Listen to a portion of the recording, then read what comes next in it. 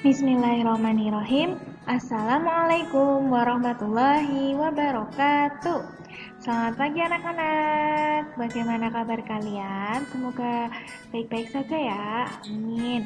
Nah, anak-anak, hari ini kita akan belajar tema 5, subtema 3, pengalamanku di tempat bermain.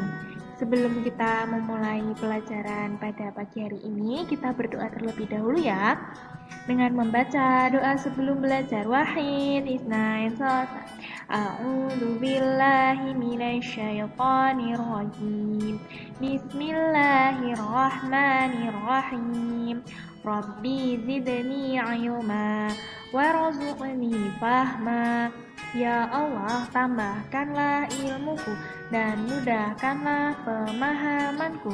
Amin. Nah, sekarang coba siapkan buku tematik dan juga pensil ya. Nah, kita akan bersama-sama belajar pengalamanku di tempat bermain. Oke, subtema 3 ya, pengalamanku di tempat bermain. Nah, di sini kita bisa membaca dulu ya. Kita baca bersama-sama. 1, 2, 3. Pengalamanku di tempat bermain. Sepulang sekolah, Dedi bermain bersama Jonas, Tiara, dan Dayu. Mereka bermain kasti di lapangan dekat rumah mereka. Saat sedang Dedi memukul bola, tidak sengaja bola mengenai lengan Tiara. Tiara pun menangis karena kesakitan. Dedi merasa bersalah kepada Tiara. Dedi pun segera meminta maaf. Dedi meminta maaf dengan tulus dan santun. Setelah mendengar permintaan maaf Dedi, Tiara pun memaafkannya. Mereka pun mengantarkan Tiara ke rumahnya untuk segera diobati. Nah, anak-anak, di sini kita bisa belajar ya, ketika kita berbuat salah tidak sengaja, kita harus meminta maaf, betul. Nah, meminta maafnya harus dengan apa? Harus dengan tulus dan santun. Nah, lalu setelah kita meminta maaf, orang yang kita mintai maaf itu akan memaafkan. Seperti itu anak-anak ya, kita bisa mempraktikkan ini di rumah. Nah, lalu selanjutnya kita akan belajar jenis-jenis alat ukur panjang. Nah, anak-anak, kemarin waktu pelajaran di subtema 1 kita sudah belajar ya cara mengukur dengan penggaris dan lain-lain. Nah, sekarang kita ingat kembali tentang berbagai alat ukur panjang yang telah kita pelajari sebelumnya. Setiap alat ukur memiliki fungsi yang berbeda-beda ya. Setiap alat ukur memiliki fungsi yang berbeda-beda. Ayo pelajari jenis dan fungsi setiap alat ukur panjang berikut. Nah, yang pertama anak-anak, di sini ada penggaris. Kemarin kita sudah belajar ya cara mengukur dengan penggaris. Penggaris itu biasanya digunakan untuk mengukur panjang garis atau benda-benda pada bidang datar. Misalnya ada buku tulis, pensil, penghapus, dan lain-lain. Yang kedua ada meteran roll. Coba anak-anak tanya, ayah kalian di rumah pasti memiliki meteran roll. Nah, biasanya digunakan untuk mengukur panjang benda dan lokasi. Misalnya, meteran roll ini digunakan untuk mengukur panjang benda yang besar ya anak-anak. Contohnya ada kayu, ada pipa, ada meja, lemari. Terus kita bisa mengukur denah rumah, jarak antara benda yang satu dengan yang lain, seperti itu. Kalau kita mengukur benda yang datar dan kecil, kita bisa menggunakan buku tulis. Kita bisa menggunakan penggaris untuk mengukur buku tulis, pensil, dan penghapus. Tapi kalau bendanya itu sangat panjang dan tidak memungkinkan untuk menggunakan penggaris atau lebih dari 30 cm, kita bisa menggunakan meteran roll. Selanjutnya, di sini ada yang namanya meteran bahan. digunakan untuk mengukur panjang bahan dan panjang tubuh seseorang untuk keperluan membuat pakaian. Nah, anak-anak dulu ketika anak-anak mendaftar sekolah, awal-awal itu anak-anak mengukur mengukur seragam ya. Nah, itu digunakan untuk mengukur panjang bahan dan panjang tubuh anak-anak agar seragamnya pas dipakai, seperti itu. Selanjutnya, kita akan belajar tentang perbandingan panjang benda. Di sini Ustazah memiliki pensil dengan panjang berapa ini? Ayo. Angkanya ada di 8, berarti panjang pensilnya 8 cm. Ya, panjang pensil A. Ya, panjang pensil A. Ini panjang pensil A adalah 8 cm. Lalu kita lihat pensil B sebelahnya. Panjangnya berapa ini? Ada di angka berapa ini anak-anak? Di angka 12. Nah, panjang pensil B adalah 12 cm. Nah, sekarang kita bandingkan mana pensil yang lebih panjang dan mana pensil yang lebih pendek. Coba anak-anak lihat dulu. Nah, betul. Jadi, pensil A itu lebih pendek dari pensil B ya anak-anak. Atau pensil B lebih panjang dari pensil A. Kita lihat ya nih, pensil A hanya 8 cm. Lalu pensil B 12 cm. Nah, di sini menunjukkan bahwa pensil A lebih pendek dari pensil B.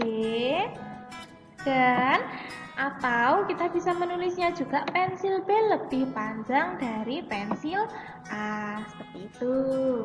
Selanjutnya kita akan belajar untuk membuat pertanyaan sesuai isi puisi. Nah, anak-anak, untuk membuat pertanyaan dalam puisi, kamu dapat menggunakan kata tanya. Nah, kata tanyanya apa saja, Us? Nah, di sini ada contoh kata tanya dan kegunaannya. Baik, kita belajar satu persatu ya. Anak-anak juga bisa membuka halaman 58, di sana juga ada. Yang pertama ada kata tanya apa. Nah, kata tanya apa ini digunakan untuk menanyakan nama atau hal yang diceritakan dalam puisi. Ya, anak-anak. Nah, contohnya, apa isi puisi tersebut? Nah, itu pakai kata apa ya? Lalu yang kedua, ini dihapus dulu ya tadi.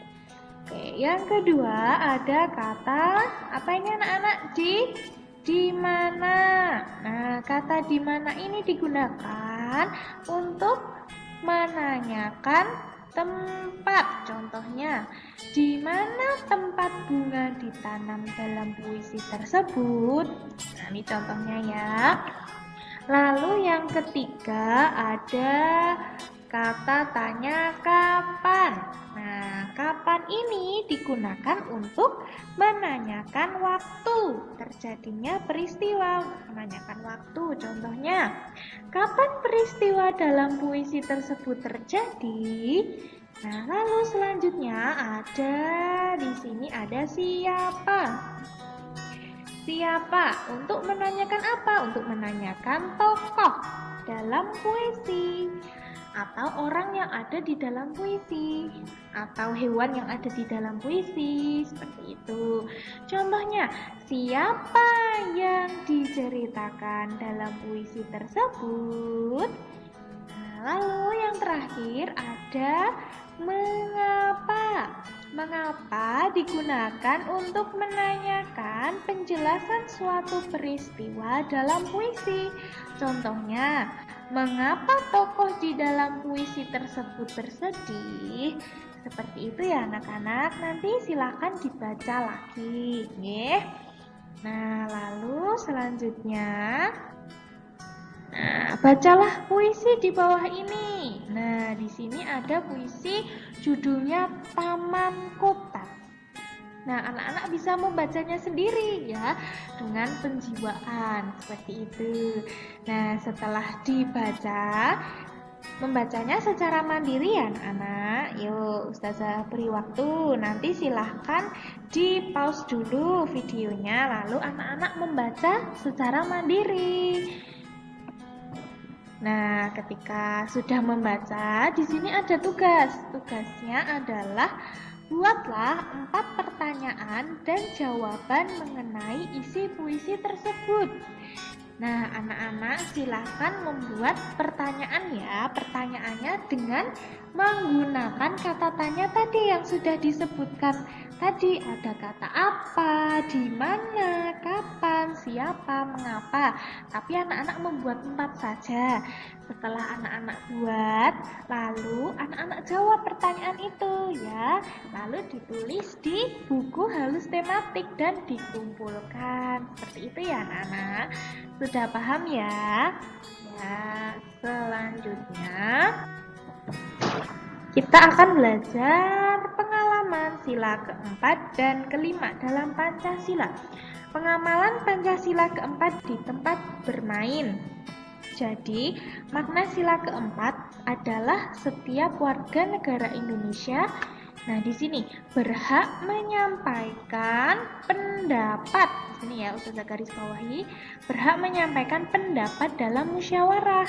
Hasil musyawarah adalah keputusan terbaik yang telah didiskusikan dan diterima bersama. Nah, contohnya apa? Nah, di sini misalnya kita akan bermain.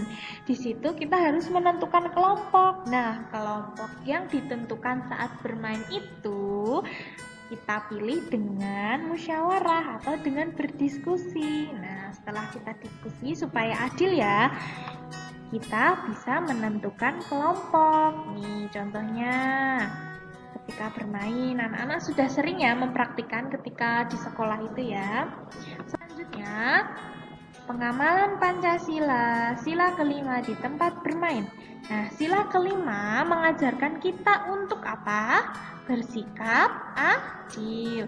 Sikap adil dapat terjaga jika kita melakukan hak dan kewajiban secara seimbang. Nah, di sini ada contohnya hak di tempat bermain. Hak itu adalah sesuatu yang kita dapatkan. Haknya apa? Nah, yang pertama kita bisa menggunakan fasilitas bermain di taman. Yang pertama. Lalu yang kedua, kita berhak mendapatkan tempat bermain yang bersih. Lalu, kewajiban kita di tempat bermain itu apa? Kewajiban itu adalah sesuatu yang harus kita lakukan. Di sini ada pertama, merawat dan menjaga fasilitas di taman agar tidak rusak. Dan yang kedua, membuang sampah pada tempatnya. Seperti itu ya anak-anak, sudah paham? Baik. Alhamdulillahirrabbilalamin. Akhirnya sudah selesai ya pembahasan tema 5, subtema 3, pengalamanku di tempat bermain. Nah, semangat belajar ya anak-anak. Jazakumullah khairan. Jangan lupa mengerjakan tugas. Wassalamualaikum warahmatullahi wabarakatuh.